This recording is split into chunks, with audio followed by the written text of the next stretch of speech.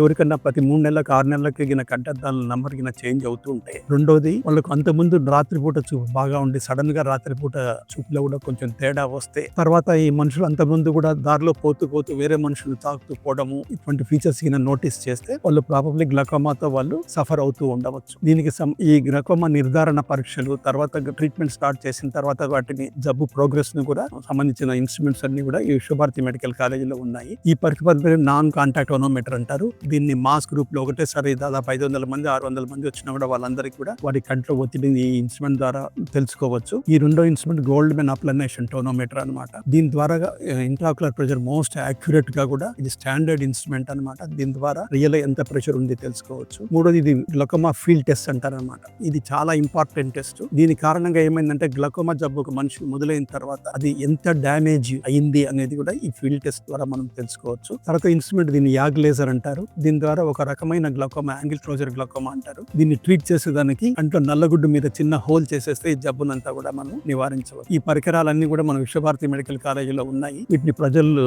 ఉపయోగించుకొని లాభ పొందుతారని ఆశిస్తున్నాను.